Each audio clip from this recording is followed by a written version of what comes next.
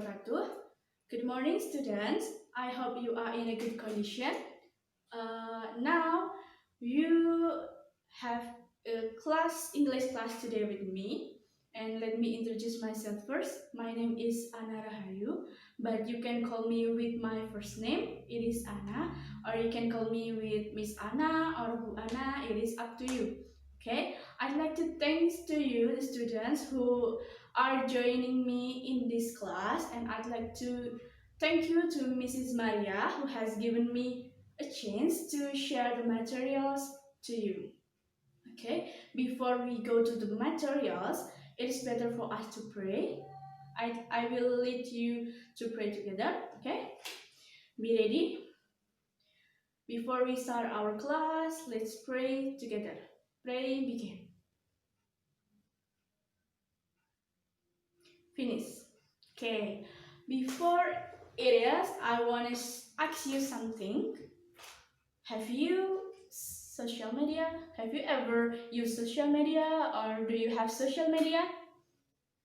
I know the answer is yes. I have social media, and I ever use social media.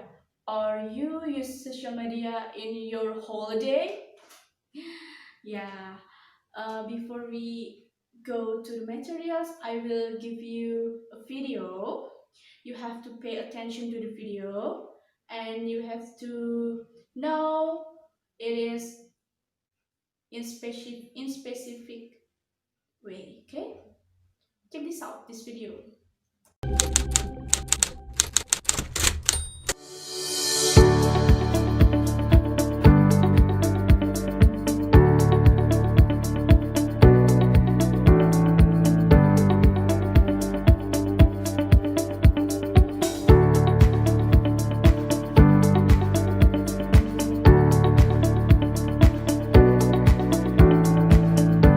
With social media sites being used by 1/3 of the entire world, they've clearly had a major influence on society.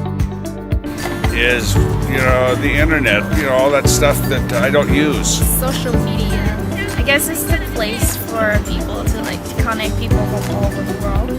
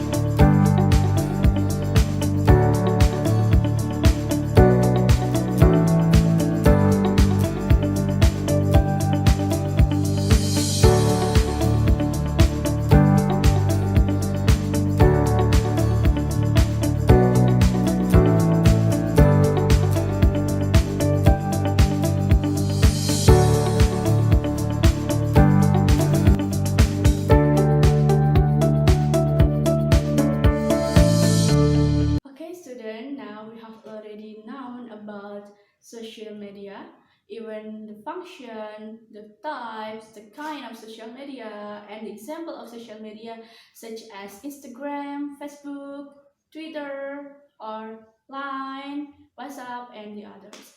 Nah, jadi fungsi sosial media ini adalah to connect one people to other people, untuk menghubungkan satu orang ini dengan orang lain. Jadi bisa kita simpulkan kalau sosial media ini adalah untuk sarana untuk berkomunikasi. Selain itu, sosial media juga memiliki fungsi untuk mempengaruhi orang lain untuk mempunyai pandangan politik yang sama. Jadi sosial media ini digunakan oleh para politisi untuk mempengaruhi orang-orang yang akan memilihnya supaya memilih mereka seperti itu.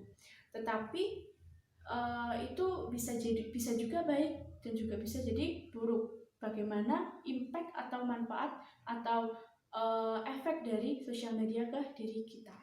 Itu tergantung dengan orang-orang yang memakainya gitu. Nah, di video ini itu juga relate, and it is related to our material today, yang mana kita akan membahas tentang analytical exposition. Have you ever know or heard about analytical exposition? Have you know about analytical exposition, or you have already learned about analytical exposition? If you haven't learned about analytical exposition, let's go to the materials about analytical exposition. Analytical exposition. Okay, we know the analytical exposition consists of analytical and exposition. Analytical.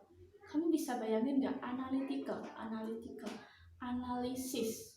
Nah, berarti analytical exposition text itu adalah sebuah teks yang memerlukan analisis atau tingkat berpikir yang agak lebih tinggi untuk membuat teks tersebut. Okay, we go to the definition first. What is analytical exposition? Analytical exposition is a text that elaborates the writer's idea about the phenomenon surrounding. Oke, jadi analytical exposition itu adalah sebuah teks yang menguraikan ide penulis tentang fenomena di sekitar. Jadi ketika kita melihat fenomena di sekitar, seperti misalnya ada merokok, ada orang merokok, ada apa lagi ya? Misalnya ada anak jalanan, ada anak yang memakai motor ugal-ugalan. Nah, itu bisa kita jadikan teks analisis. Jadi misalnya gini, apakah merokok itu baik untuk kesehatan? Apakah merokok itu memiliki dampak negatif bagi kesehatan? Nah, itu bisa jadi salah satu teks analytical exposition. Tetapi saya juga memiliki definisi lain tentang analytical exposition. It is a text that evaluates a topic critically but focuses only on one side of argument. Jadi gini misalnya, kita ambil contoh tentang merokok, bahaya merokok, atau pokoknya tentang merokok aja gitu ya.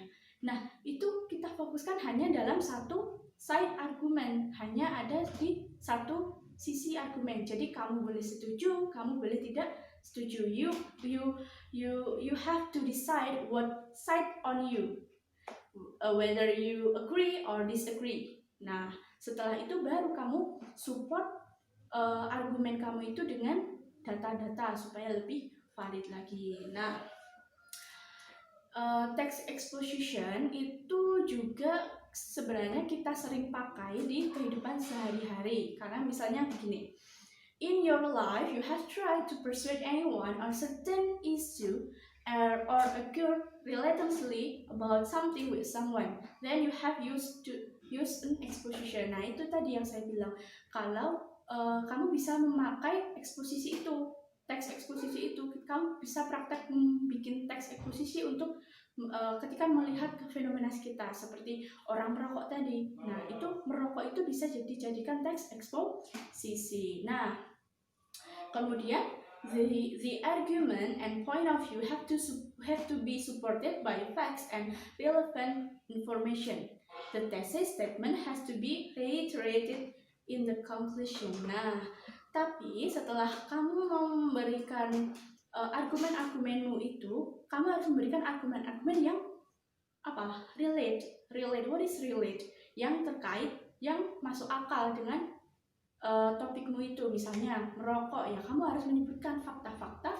Kalau ketika kamu nggak setuju dengan merokok itu, kamu harus menunjukkan fakta-faktanya. Kenapa kok merokok itu dilarang? Kenapa kok merokok itu tidak sesuai dengan, tidak sehat untuk kesehatan? Misalnya itu dapat menyebabkan penyakit-penyakit dalam seperti kanker paru-paru, sakit pernafasan, atau yang lainnya.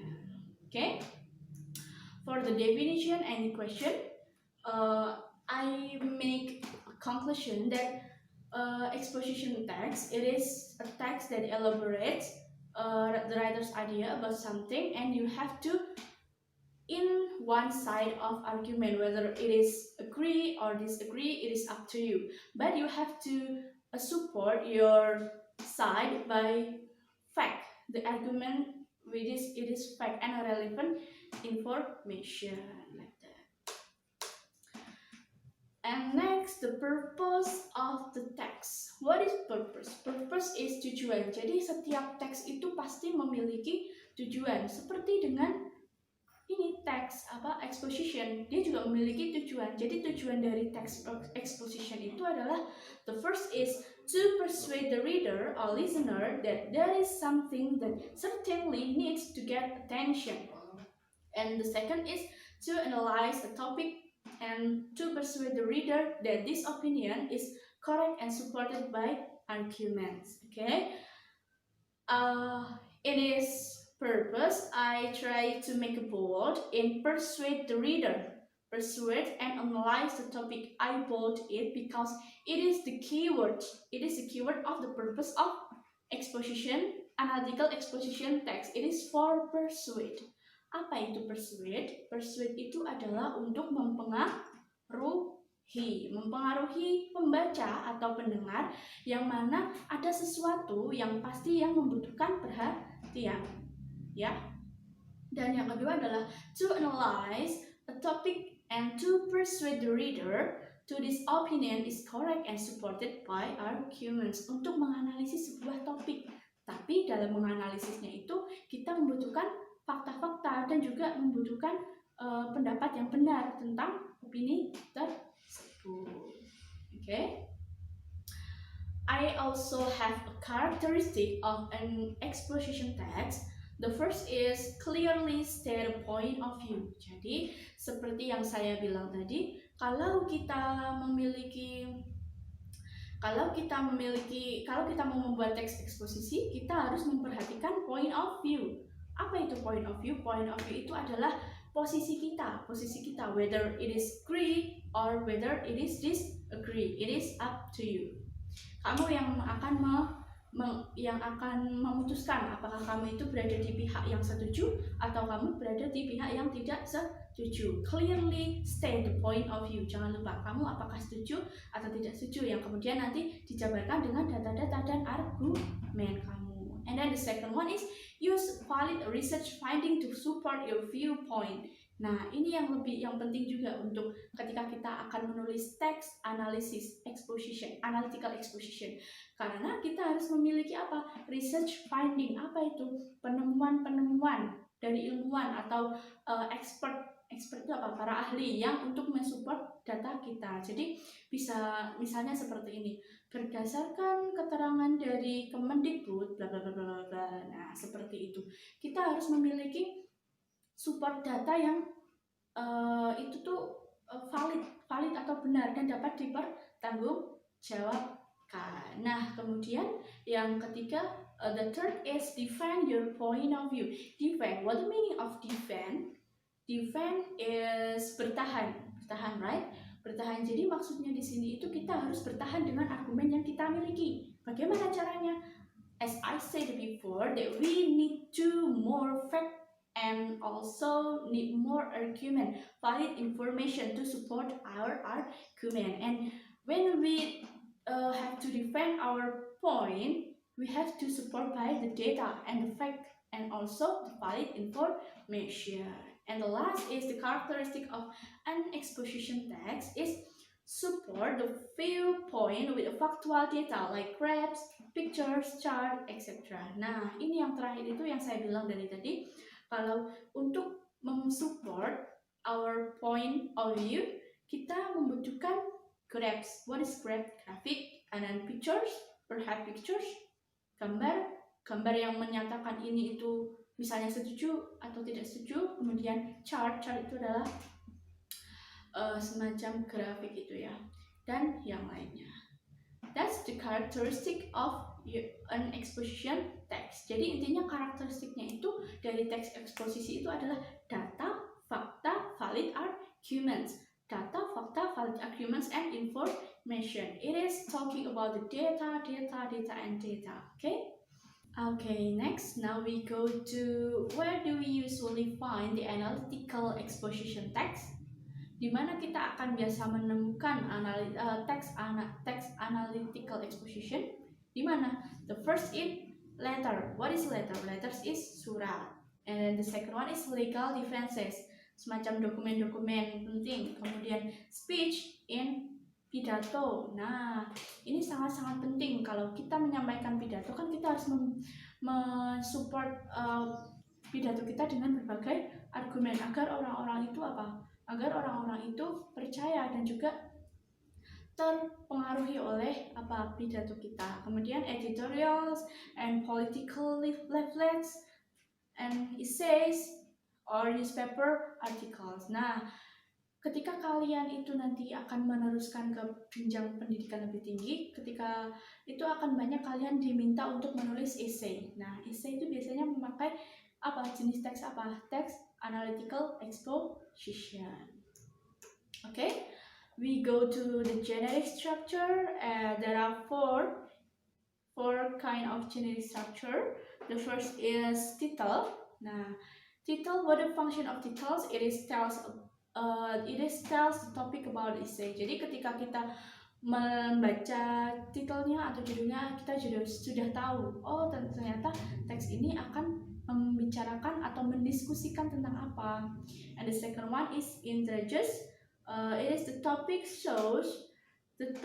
and shows speakers or writers position, outline of the argument to be presented. Nah, ini adalah posisi di mana penulis itu akan memposisikan dirinya setuju atau tidak setuju dengan topik yang akan didiskusikan. And then third is arguments.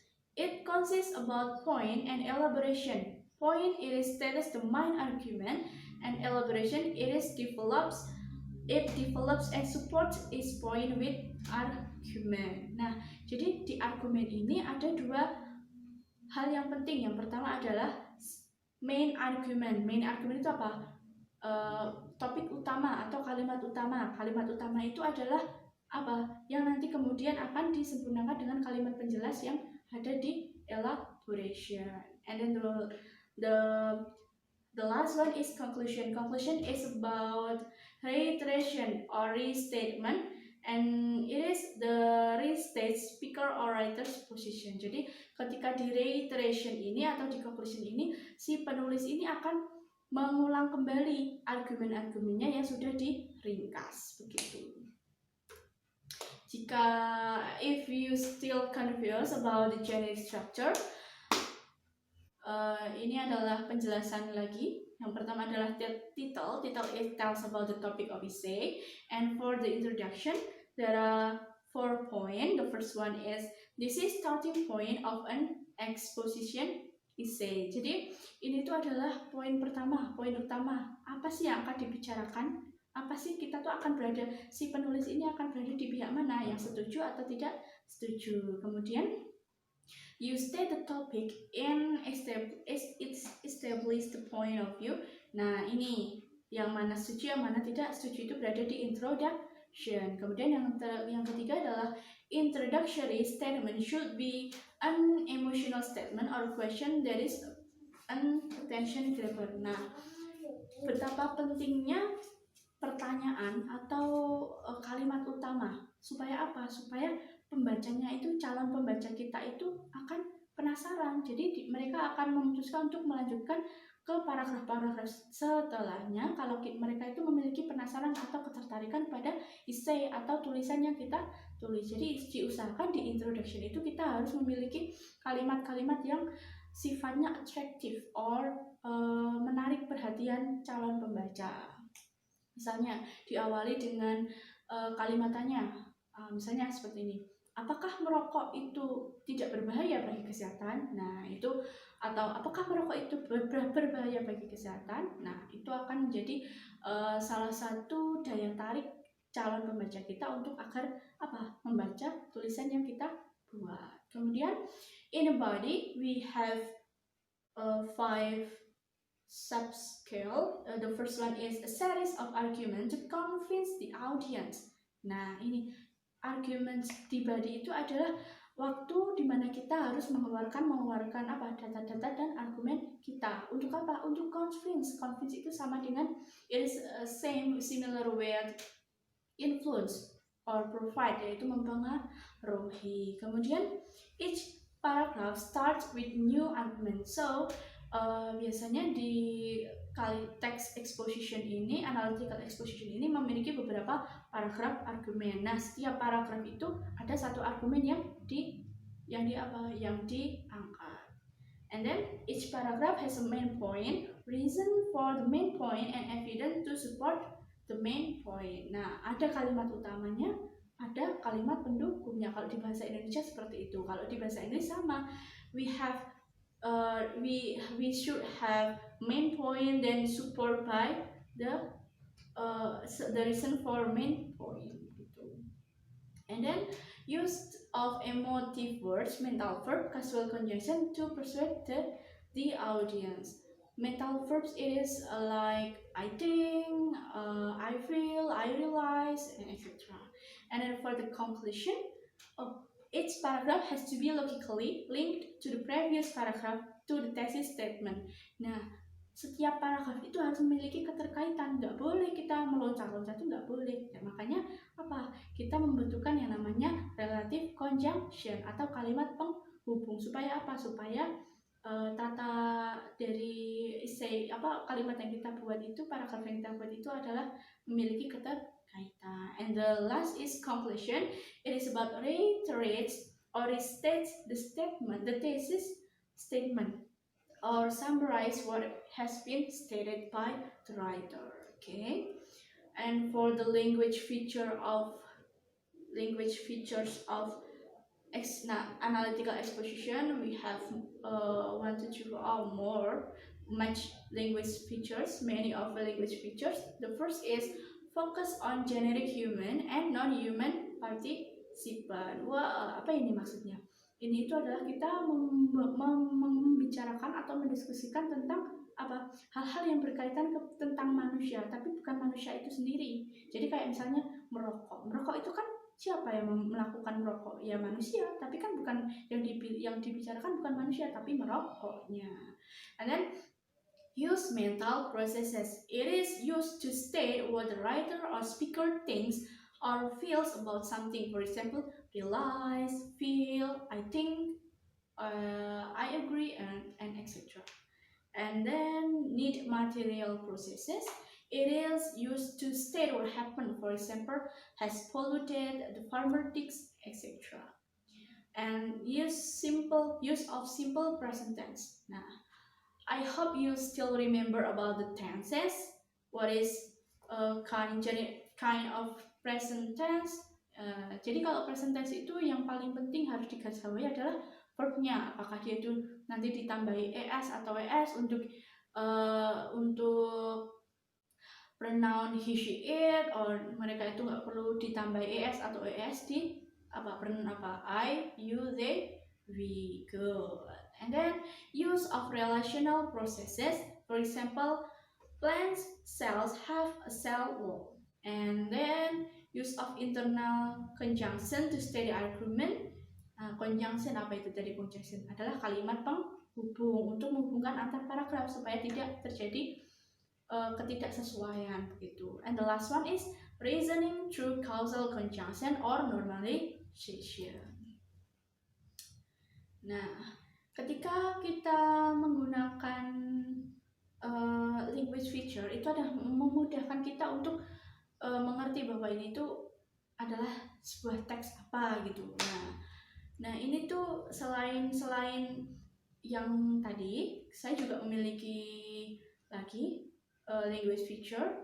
It is biasanya kalau di analytical exposition itu harus memiliki kata-kata yang tidak tidak biasa begitu. Maka kita harus bisa kita menggunakan thesaurus, kamus thesaurus untuk apa? Untuk menggantikan kata-kata yang biasa menjadi kata-kata yang lebih menarik, seperti kalau kita mau menggunakan instead of using bad, use appealing, unfavorable, ghostly, terrible. Instead of using good, we can use fantastic, incredible, momentous, or remarkable. Or the function of this word is same, artinya itu sama, tetapi hanya lebih terlihat lebih menarik dan juga lebih ilmiah seperti itu.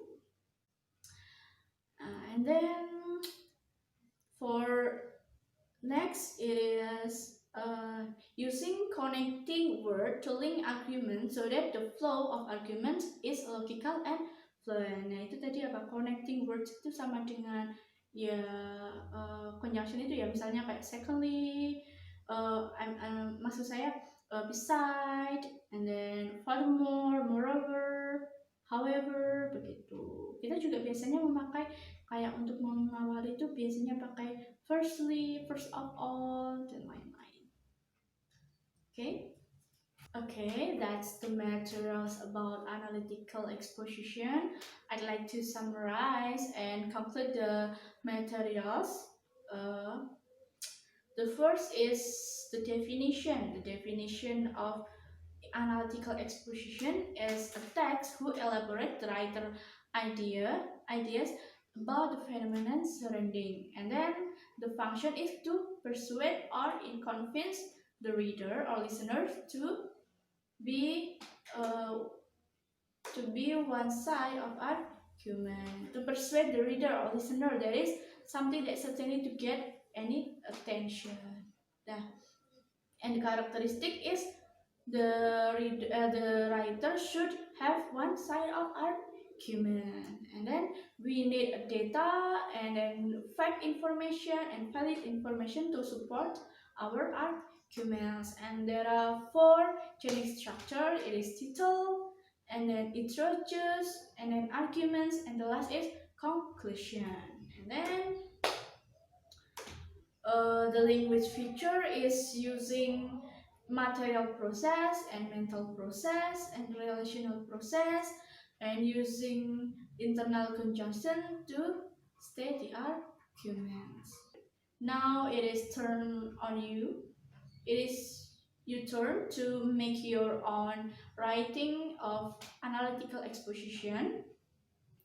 I want you one by one create your own analytical exposition based on the current issues or the topic. You can choose by yourself, or if you want to create a writing of analytical exposition about social media, can be accepted. Okay, this is the materials today. Thank you for having me. If there are any questions, you can reach me by Mrs. Maria, and I will be happy to answer your question. Thank you for your attention. I do really apologize for all the mistakes that I have done, and thank you. See you to the next materials. Bye bye. Wassalamualaikum warahmatullahi wabarakatuh.